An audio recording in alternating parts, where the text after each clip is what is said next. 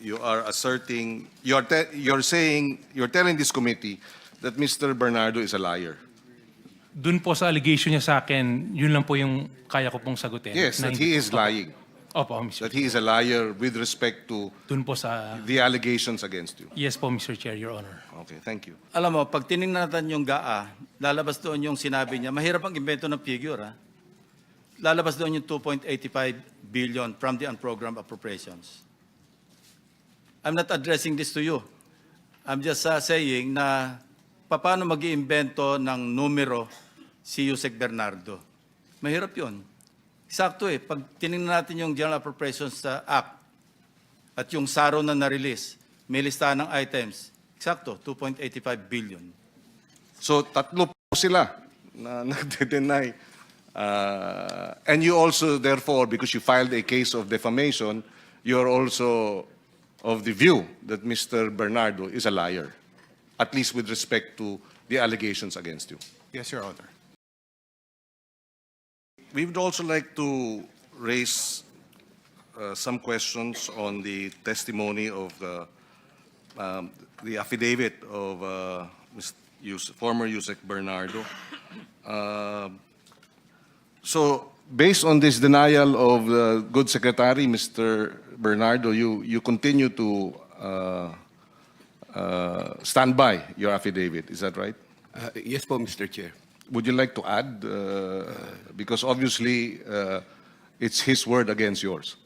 Mr. Chair, I have already signed my affidavit, so I affirm and I will stand by it po. Okay, thank you. I go now to your testimony, Mr. Bonoan, with respect to Mr.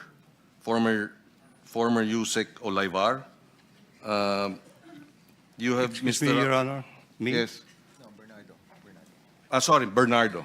Bernardo. Mr. Bernardo's testimony where he identified Trigiv Olaivar of the DepEd. Sometime in 2024, Olaivar personally called me for meeting to discuss about unprogrammed appropriations supposedly for the Office of the Executive Secretary. Subsequently, I submitted this list to Yusek Olaivar. Yusek Olaivar told me that commitment is 15%. Boss, quote unquote, 15 yan. Thereafter, the DPWH received a special allotment release order for 2.85 billion. Engineer Alcantara would collect and deliver the agreed 15% commitment to me, meaning Bernardo, which I delivered or caused to be delivered to Yusek Olaivar in Magallanes, Makati. Would you care to comment, Mr. Olaivar, as to the allegations that have been put forth against you? Yes, Mr. Chair, Your Honor. Ako po, I deny those allegations. Wala pong katotohanan, Mr. Chair, Your Honor. Lahat po from the communication to nag-deliver to kay ES daw po, na wala naman po akong personality kay Executive Secretary. That time, kung 2024 baka yun yung papasok po ho kami sa DepEd. Wala ho. I mean, kahit nakakausap po sa Executive Secretary, hindi po. And sa deliveries po, 15, wala po, Mr. Chair, Your Honor. Would you care to perhaps give your own understanding of bakit ka therefore sinasangkot dito? Actually, malaking Siguro, pala... sabi mo kasi hindi totoo. Yes So po. I'm sure na-shock ka. Yes po. I'm sure Totoo po naisip yan. mo, teka, bakit ako pinupuntirya rito? Totoo po yun, Mr. Chair, Your Honor. So bakit kaya? The- Anong sagot mo? Ay, ako lang medyo palaisipan po sa akin, Mr. Chair, Your Honor. Dahil kilala ko po si Yusek Bernardo, Yusek siya, Yusek po ko, and from previous yung na sinabi niya na kung paano kami nagkakilala. Pero hindi ho kami nag-away, hindi ho kami nagdebate. Wala akong makitang rason na kung bakit ako po ini-implicate niya. Even sa akin po. And sa pamilya ko, naging malaking palaisipan po na kung bakit po na-implicate po rito. Mr. Chair, Your Honor. Okay, so again, that is a general denial. No? So you are asserting, you're telling this committee that Mr. Bernardo is a liar. Dun po sa allegation niya sa akin, yun lang po yung kaya ko pong sagutin. Yes, Na that hindi- he is lying. Opo, Mr. That he is a liar with respect to Dun po sa... the allegations against you. Yes po, Mr. Chair, Your Honor. Okay, thank you. We go na. Pangilinan, Yes. follow up lang. Please, go ahead. Alam mo, pag tinignan natin yung GAA, lalabas doon yung sinabi niya, mahirap ang invento ng figure, ha? Lalabas doon yung 2.85 billion from the unprogrammed appropriations. I'm not addressing this to you. I'm just saying na paano mag-iimbento ng numero si Yusek Bernardo. Mahirap yun. Sakto eh, pag tinignan natin yung General Appropriations Act at yung SARO na na-release, may listahan ng items, eksakto, 2.85 billion. Thank you. Thank you, Mr. Chairman. Si Engineer Alcantara, kilala mo? Na-meet ko po dahil po yung sa DepEd po kami, kapag may, parang nagkaroon po ng lakad si Presidente sa Bulacan. So kami po yung magkakasama nyon, nandun po siya. Tungkol po to dun sa classroom after po mabaha yung Bulacan. So tumulong po sila sa pag-repair bago po dumating si Presidente. Your Honor. So kilala Mr. mo Chair. si Engineer Alcantara? Opo, Mr. Chair. Ano yung Magallanes? Meron ka bang bahay sa Magallanes? Wala po, Mr. Chair, Your Honor. Ako rin po, yun din po isa na kinagulat ko po, Mr. Chair, Your Honor. Would you care to clarify, Mr. Bernardo, ano yung Magallanes? Would you know why? Yeah, a brief explanation or a... Mr. Chair, kasama po doon sa pinaliwanag ko sa aking affidavit, meron pong instances na merong delivery doon sa Magallanes area. So yun po yung, bago po mag-expressway ng South. Is it a public place or a private? Yes po, Mr. Chair, public place. Public place. Public place po, sa Okay. parking po doon. Okay, okay. Ikaw ba umuwi sa Magallanes, Mr. Olaivar? Mr. Chair, Your Honor, no po. Makati, you go home to Makati? No po, Mr. Chair. Your Where do you Honor. go home? Paranaque po, Mr. Chair, Your Honor. Okay, Paranaque. Okay. We go to Mr. Ngu. You two have been identified in the affidavit of Mr. Bernardo. Would you care to clarify or explain what is your role according to Mr. Bernardo? Please go ahead. Yeah. Mr. Chair, Your Honor, I absolutely deny all the allegations made by Yusek Bernardo. That's the reason why I already filed a case against Yusek on defamatory insinuations.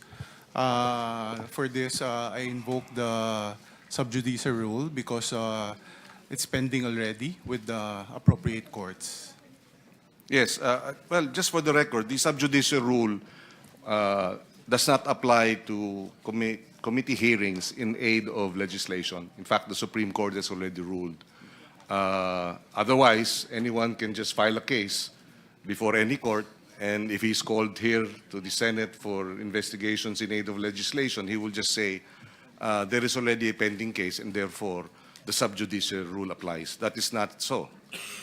If at all, what you can do is to invoke your right against self-incrimination and refuse to answer. But you cannot cite sub judice as a basis not to answer questions raised by... So, tatlo po sila na nagde-deny. And you also, therefore, because you filed a case of defamation, you're also of the view that Mr. Bernardo is a liar, at least with respect to the allegations against you. Yes, Your Honor. Okay. Okay. Sige. Now, I go back to yung mga tanong tungkol dito sa yung nabanggit kanina tungkol sa mga yung mga substandard projects. Kasi sinasabi kanina, yung mga discussion ay hindi pala ganun karami ang ghost projects. Of the how many? 400, what was the numbers that you said, Mr. Yusek Bernardo? 416, Mr. Chair. And of the 416, you have confirmed how many ghost projects? We are yet to confirm the final figure, Mr. Chair, subject to the ICI validation. But you mentioned about recommending the filing of cases. Yes, yes. How many cases have you recommended for filing? 2 cases, but involving around 14 contracts, Mr. Chair. 14 contracts that are ghost projects. Yes, Mr. Chair. Okay, so there are 14 ghost project contracts, tama? Your recommendation is to file 14 cases. Now, with respect to substandard projects, meron ba kayong numero? Wala pa rin, Mr. Chair, except for that Mimaropa case filed against Zaldico. That is a substandard project, Mr. Chair. Okay, because kaya natin i-distinguish kung mali yung coordinates, MIPIS, etc. Therefore, hindi ghost, but MIPS. Therefore, hindi ghost dahil merong proyekto nasa ibang lugar lang. We're also interested to know alin sa mga proyektong inimbestigahan ninyo yung substandard. Dahil doon din, malaking kurakot din ang nangyayari. Hindi lamang ibig sabihin bumaba ang ghost projects, ibig sabihin, alamin natin gaano karami doon sa 30,000 mga proyekto ninyo ang naging substandard. Is that part of your investigation and auditing? Yes, Mr. Chair. Kaya po, yun po yung subject ng validation. Not only the location, but also if it is standard or substandard. Because I remember one of the news items about Congressman Leviste wherein he himself had the excavation undertaken in one of the flood control projects in Batangas, and instead he cross-checked yung specifications, imbis na 15 meters, if I'm not mistaken, ang nakita niya 4 meters lang. So marami rin, posible, maraming ganung klaseng proyekto. May proyekto, hindi ghost, pero grabe ang pagka-substandard. Tama? Mr. Chair, yes po. Ganun din po yung sa Mimaropa. So I'm curious, bakit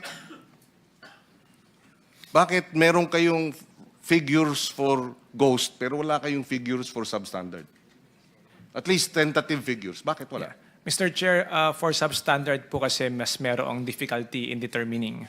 Kasi po kailangan of course ng engineers, sometimes po pag yung structure ay buo na, kailangan pong hintayin na matibag. No? So ang mas madali po ma-determine is the ghost. Kasi po makita na wala agad, automatic po. Kapag naman po merong structure, we will have to see, kailangan pong tingnan yung mga materyales, yung mga, ganun po. So meron po Okay, siyang so- difficulty.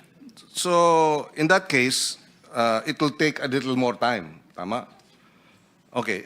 On another matter, nabanggit nyo kanina na may mga itong tiwangwang na mga proyekto na kailangan tapusin pero wala sa budget. Eh di ba may liability ang mga contractor na pwede ninyong administratively habulin para tapusin itong mga proyekto? Ginagawa rin yun, di ba? Yes, Mr. Chair. Yes, Di ba? Mr. Chair. You go against the performance bonds, right? Yes, Mr. Chair. In fact, we have sent already, we have called on several bans ng mga contractors po on several infrastructure projects. What about the completion of the projects because of substandard or hindi natapos? Kasama din yan sa inyong kontrata, hindi ba? Meron silang pananagutan na pagka hindi kompleto, kulang, tatapusin nila, hindi ba? Within a period, di ba? Mr. Chair, yes po. 1 year po, pwede po i-call yung kanilang, to check kung meron liability. Kapag naman po yung... Ibig sabihin, by kailan? September, October, 1 year na. Pag lumampas ng 1 year, hindi nyo na pwedeng habulin? Pwede pa rin po, Mr. Chair. No? Ibabalik lang po yung hawak naming retention bond, pero po yung kanilang liability is still there. Can you also submit to this committee the status of all these performance bonds and your efforts to recover them and forfeit them? We will do, Mr. Chair. No? Because yun nga, immediate yun, low-hanging fruit yun. No? Baka hanggang ngayon wala pa kayo na forfeit. Hindi ko alam. Alam mo ba? As of now, Mr. Chair, yung pong pagpasok namin, wala pa po. Kasi po meron pa rin siyang due process requirement. Oo nga. So we have called on the bonds, pero po yung pag-claim po, yung final decision, wala pa po. Okay, please submit to this committee the status of all these actions and proceedings regarding the forfeiture of their performance bonds. We will comply, Mr. Thank you. Chair. Ito na lang siguro kay Ginoong Alcantara, engineer. Nabanggit ka rin ilang ulit na ikaw ang taga-bigay ng porsyento sa affidavit ni Mr. Bernardo, ni Engineer Bernardo. Do you confirm itong statement ni Engineer Bernardo? Yes, Your Honor. So, pinapatotoo mo yung lahat, no? Nabasa mo ba yung... Hindi po. Your Honor, explain ko lang po, no? Yes, go ahead. Ako lang po yung kausap ni boss, pero hindi ko po kilala ko yung sino yung mga kausap niya. Your Yes, pero ikaw ang kasi maraming beses nagde-deliver, Yes po, Your Honor. etc. Upon the instructions. Yes po, Your Honor. So okay. So pinapatotoo mo yung mga deliveries ng 15% kay Ginoong Bonoan. Tama po ba 'yon? Nakalagay dito sa testimonya na Sir, gaya po ng bilanggit ko, nagdi-deliver po ako nung instructions ni Yusek Bernardo sa akin, pero hindi ko po alam yung detalye kung kanino niya po i-deliver. dinideliver mo kay Yusek. Yes po, Your Wala Honor. kang dineliver kay ni Mr. Wala po, Your Honor. Sorry Yes. po, nakalimutan ko po magpaalam sa PG. Sorry po, nakasagot ko na. Okay lang, Pasensya na okay po. lang. Sige na, hindi na ako magtatanong Hindi po. hanggat magpaalam ka muna. Hindi po, okay na po. Okay. Yun lang po, sir. I admit, ako po yung nagdadala, pero hindi po ako yung Okay. personal na Saan nagdadala galing sa yun? kanila.